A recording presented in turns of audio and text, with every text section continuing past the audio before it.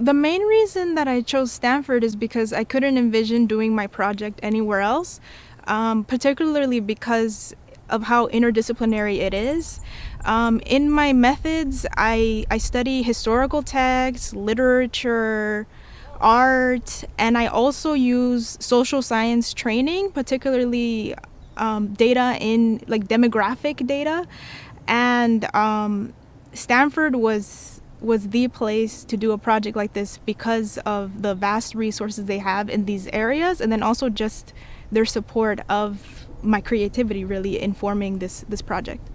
Honestly, my decision to come to Stanford was maybe not even intentional to begin with. We might even have to flash back to when I was applying for graduate school.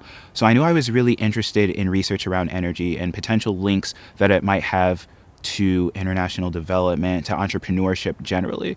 And when I was telling people about my research interests and just my interests beyond school at the time, the question that I got from a majority of them, because I was out in the Bay at the time, was, well, are you considering Stanford? And funny enough, I hadn't actually had Stanford at the top of my list.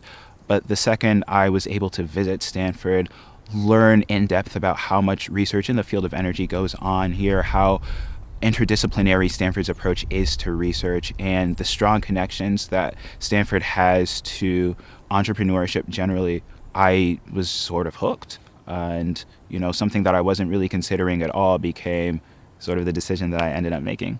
So studying cancer biology is something that's always been extremely interesting to me ever since I was an undergrad. I thought I wanted to go to medical school, but I realized after doing research for 4 years in undergrad that I really wanted to go forward and really dig deep into those questions, into mechanisms, and into really what makes the disease tick. So I chose Stanford because there's definitely a long history of really excellent clinical research being done here, and I really wanted to work adjacent to that. I think that Stanford is particularly unique and cool in that there are so many people from so many different areas of study, so many walks of life, and just the different communities that exist within Stanford, even virtually. It's been really encouraging to be able to work and study and learn and have fun and get to know so many different people.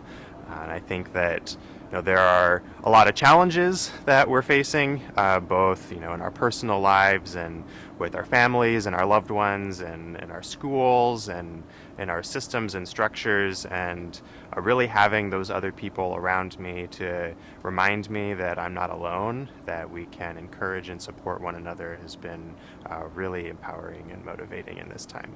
So I was motivated to pursue a PhD because I wanted to chase big problems. I wanted to have access to the most interesting, challenging, tough questions out there that would lead to engineering things that could help people.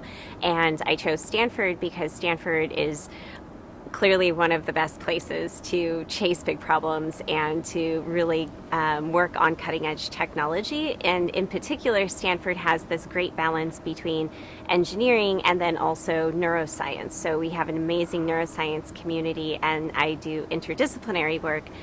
So Stanford was a great place where I could have one foot in both worlds. Yeah, I chose Stanford because in addition to the beautiful campus and the way they prized interdisciplinary scholarship, I felt like I would have a really strong community of folks who would be able to support me, not only on campus with students, faculty, and staff who are committed to my academic growth, but also to developing a community on campus of really thoughtful scholars and students who wouldn't be afraid to take on advocacy, whether that's organizing for graduate student rights or working on departmentalizing African and African American studies on campus.